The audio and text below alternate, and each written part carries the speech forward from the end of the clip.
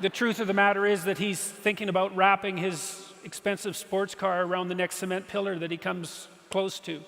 You know, you can't tell, and people have hard lives, and even people who are comparatively fortunate have hard lives. And so the ideal that you're observing that makes you jealous and resentful is in large part an illusion that's created by your own mind.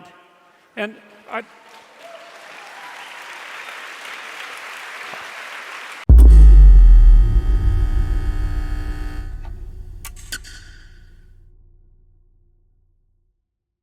And so one of the ways that you come up with truth from the political level is essentially through a Darwinian process. You know, if you really want to solve a complicated problem, maybe you try to solve it 100 ways, and then you take the best solution. Got it. And look, this happens to entrepreneurs all the time too. You know, like most entrepreneurs, this is something to know, well, most entrepreneurs, most creative people fail at producing their creative product and monetizing it. Right? So your default position, if you're a creative person, is you're going to fail. And that's because it's hard to come up with something new, and it's hard to present it to the market at the right time, and it's hard to market it. Like, those things are really, really difficult. And so what successful entrepreneurs do is they just keep doing it over and over and over and over and over and over and over.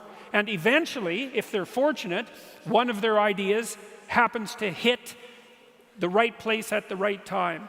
And so that's also Darwinian in some sense. You know, you're creating all these little enterprises that are sort of alive. They're run by people after all. And even if your idea is good, that doesn't mean it will be successful. There's so many things that have to be taken into account. So this is partly why persistence, and that's part of conscientiousness, is so useful. It's like, you know, what do they say? If at first you fail, then try again. And that would probably mean try something different rather than the same thing. But persistence is helpful because it enables you to run many, many experiments. And you need to know that the baseline is failure. You know, it's important because otherwise you'll blame that on yourself. You know, and some of that's useful because there's probably some things that you could improve about yourself. But it's very difficult to go from 0 to 1, you know. If you're starting out as a salesperson, for example, the hardest sale is the first customer. And then, you know, they get easier with each additional customer. But so last question for you before we wrap up. Last question before we wrap up is, so say I see somebody in the room here, hypothetically, and I say, oh my gosh, I would love to, you know, have that kind of a life. I'd love to make that kind of money, right? And I compare myself to them, right? I'm saying, oh my gosh, what if one day I can be that person? What if one day I can have that life, right?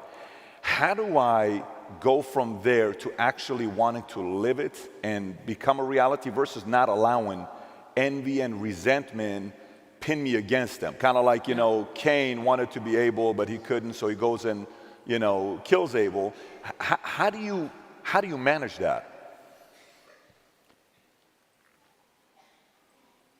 Well, the first thing I think you need to understand is that these people that you're comparing yourself to, you don't really know very well.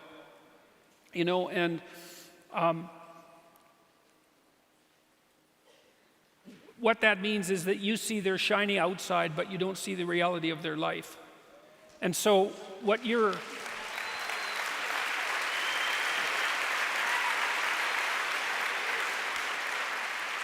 You know, maybe you're in California, see someone speeding down the road in a convertible Porsche, and you think, oh man, what a lucky bastard. And the truth of the matter is that he's thinking about wrapping his expensive sports car around the next cement pillar that he comes close to. You know, you can't tell, and people have hard lives, and even people who are comparatively fortunate have hard lives. And so the ideal that you're observing that makes you jealous and resentful is in large part an illusion that's created by your own mind. And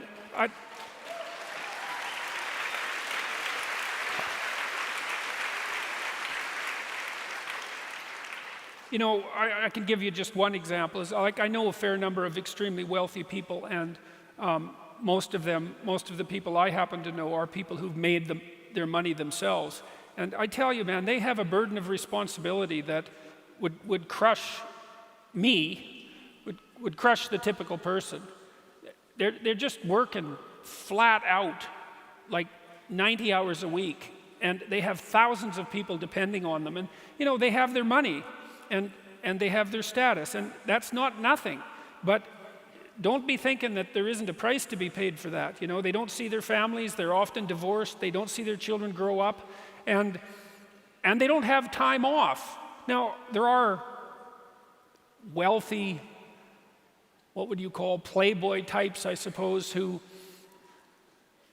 live out the dreams of wealth of a foolish 14-year-old, but they're not that common, and you have to be careful of what you're jealous of because you don't really know what it is.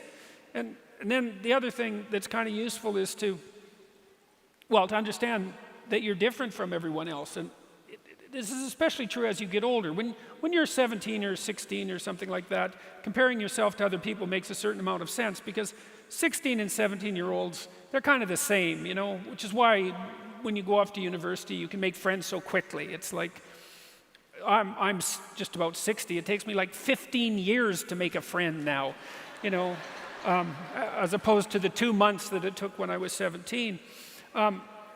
You're quite different from other people, and you shouldn't be comparing yourself to them because they're not like you.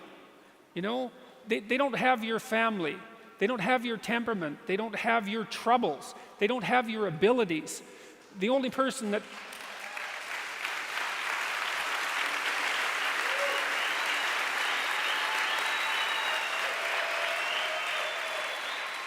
the only person that has those is you. And this is why one of the rules, I think it's rule 4, is compare yourself to who you were yesterday and not to who someone else is today. And see, that's a game you can win because you could be a little better today than you were yesterday. And that's a good thing. You're a little better. That's a good thing. And no doubt there are some things that you could improve. If you sit and meditate for any length of time about what you're not doing optimally, answers will spring to mind. You could be getting up earlier. You could be watching YouTube less, unless they're my videos, in which case you could be watching them more. Anyways, can't believe I said that, actually. I actually can't believe I said that. That's the entrepreneur side of you. But like, comparing yourself to who you are now, that's a game you can win. And like I've seen this be effective in many, many cases in my clinical practice, for example. It's like you take stock of where you are, what your advantages are and what your disadvantages are, and then you start with a little humility on the path of incremental improvement. And incremental improvement compounds. And so you can get a long ways. And then it's, you see, because trajectory in some sense is more important than position for human beings. I mean, if you're starving to death and that's not the situation that I'm describing. But if you've got the bare necessities of life, and so you're not surrounded by absolute privation, what you really want is to see that you're on an uphill path, something that's got the right slope. And you can start anywhere on that path.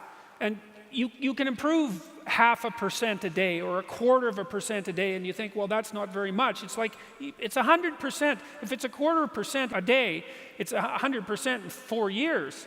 And that doesn't count compounding, which means it's actually going to happen a lot faster.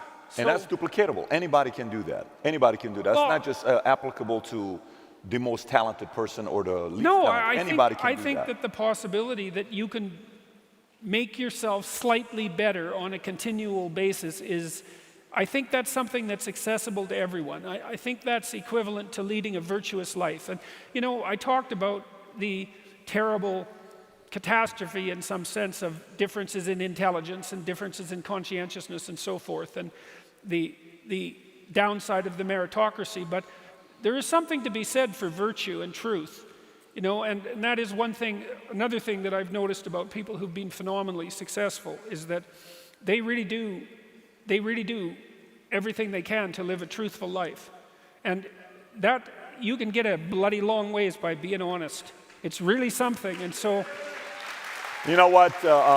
One of the things he's talking about, you never know what people are going through. Myself, Marvin, and Jordan were speaking backstage. And, he's been not as active recently as possible with media because of what your personal life, what your wife is going through health-wise. And he still kept his commitment to come out. He has so much respect for somebody like Jordan Peterson to still keep his commitment. And that's tough to do. It's your wife. So let's make some noise for Jordan Peterson. Jordan, appreciate you for coming out.